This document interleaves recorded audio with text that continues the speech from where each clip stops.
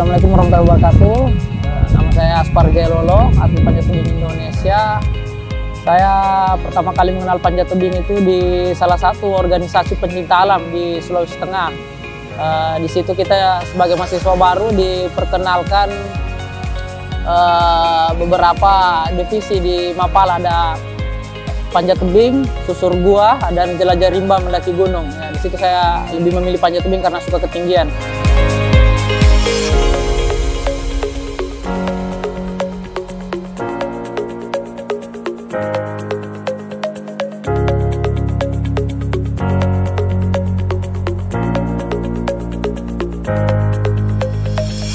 Untuk kelahiran, memang saya kelahiran di Wanis di Kabupaten Donggala di Sulawesi Tengah. Untuk panjat tebing di masa kecil di daerah itu, khususnya di Kabupaten Donggala, kita nggak kenal panjat tebing karena cuman lihat di TV lah. Untuk serius itu pada saat di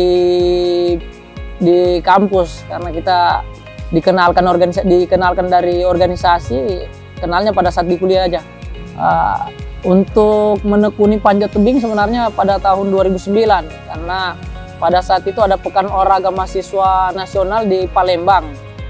Syarat untuk mengikuti Pekan Olahraga Mahasiswa Nasional itu kita harus menang di Pekan Olahraga Mahasiswa Daerah seprovinsi Sulawesi Tengah. Jadi ada beberapa atlet yang ikut seleksi dan akhirnya terpilihlah saya salah satunya di situ untuk mewakili tim Bapomi Sulteng untuk berangkat ke Pomnas. Nah, di situ awal mulai tertarik ya. Setelah datang di Pekan Olahraga Mahasiswa Nasional, lebih kebuka lagi. Ternyata di luar Sulawesi masih banyak pemanjat-pemanjat yang luar biasa, kan juara nasional. Di situ ketemu semua kita sama pemanjat-pemanjat nasional. Akhirnya niat pengen jadi kayak juara-juara nasional. Akhirnya di situ berharap pengen jadi juara nasional, dan setelah dari Pekan Olahraga Mahasiswa Nasional itu saya memutuskan tidak ikut kontingen Sulteng untuk balik ke Sulawesi. Saya memutuskan untuk merantau ke Jakarta. Sebenarnya untuk persaingan sebenarnya di tim sendiri kan, pemegang rekor dunia tercepat itu kan ada di Indonesia. Otomatis jadi motivasi buat diri sendiri sebenarnya. Buat saya pribadi, saya senang ternyata junior-junior di bawah ini catatan waktunya lebih kencang lagi. Dan untuk catatan waktu sekarang ini sebenarnya lebih cepat dari dulu karena ada beberapa perubahan memanjat, ada beberapa poin yang dikurangi untuk dipegang. Akhirnya itu lebih efisien untuk memanjat. Akhirnya setelah sekarang saya ikut latihan bareng mereka dengan perubahan gerakan baru, catatan waktu pribadi sebenarnya memecahkan rekor pribadi saya terus membaik terus juga di 1 tahun terakhir. Untuk kompetisi pertama yang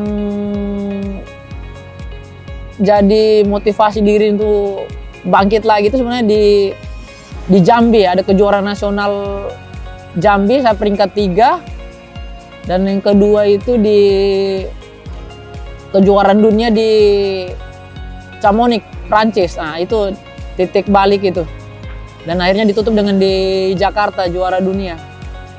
Okay, well, you can tell probably by the sound of the crowd that it is time for the finals.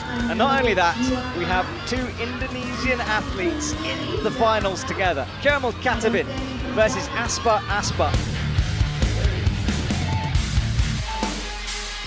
They're away clean though, we're going to get a great race. And neck and neck, Kemal Katabin has done something, then slips. Aspar Aspar will take victory with 5.3. Kemal Katabin with the silver medal. Aspar Aspar looks to be in good form and he takes victory with the gold. Wow, but Kemal's run looked so fast until he stumbled away.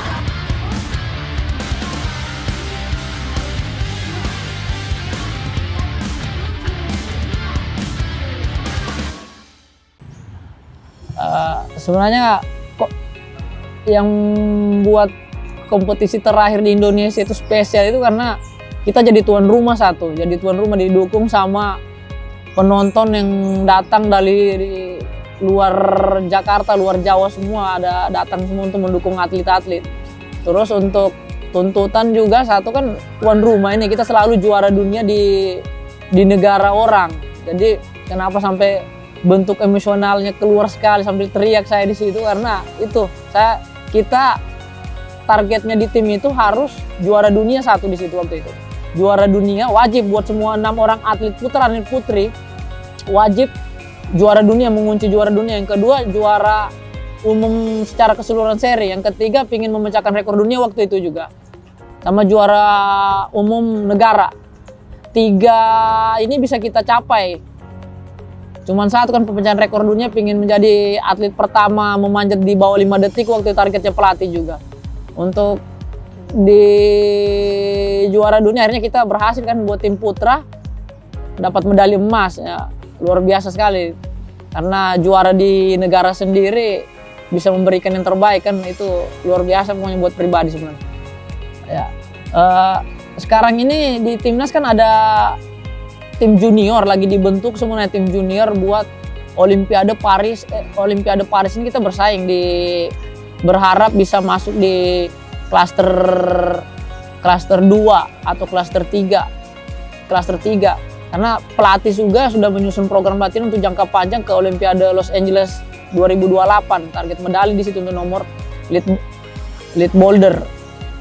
Di nomor lead sendiri kita pelatih sudah menyiapkan atlet-atlet muda dari umur 16 tahun. Jadi sekarang udah berjalan dan akhirnya di beberapa kompetisi tim junior ini sudah bisa bersaing khususnya di nasional dulu dan memperkecil ranking di dunia. Targetnya masuk di 50 besar untuk tahun ini dan akhirnya tim-tim junior itu sudah berada di posisi situ. Jadi untuk sekarang 1-2 tahun ini pelatih juga udah menyiapkan itu untuk tim-tim juniornya untuk ke Olimpiade, bersaing di Olimpiade dan kejuaraan dunia. Berharap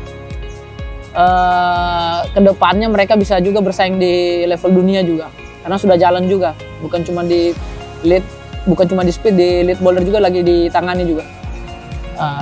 Untuk Olimpiade Paris 2024 ini kan nomornya udah dipisah ini, nomor speed dan nomor combine. Nah, nomor combine ini gabungan lead dan boulder. Untuk nomor speed sendiri pesaing kita sebenarnya ada beberapa negara di Asia dan di Eropa juga. Ini di speed putra kan catatan waktunya beda koma saja. Jadi di putri pun sama. Jadi untuk peluang kita untuk bersaing di speed itu sangat besar dan sangat ketat juga. Untuk peluang menang pun juga kita sangat besar. Berharap ya kita konstan dengan podium-podium di seri berikut, dengan berharap bisa dapat poin penuh untuk lolos ke Olimpiade Paris. Dan di putri pun sama. Jadi berharap kita konsisten dengan podium, mengamankan podium, fokus dengan medali di nomor speed, target medali emas, dan sambil mengejar ketertinggalannya kita di nomor combine. Untuk sekarang saya fokus memecahkan rekor pribadi. Sekarang saya 5,24. Saya berharap bisa di bawah 5,0. Berharap juga bisa memecahkan rekor 4 detik. Menjadi laki-laki pertama di dunia manjat di bawah 5 detik.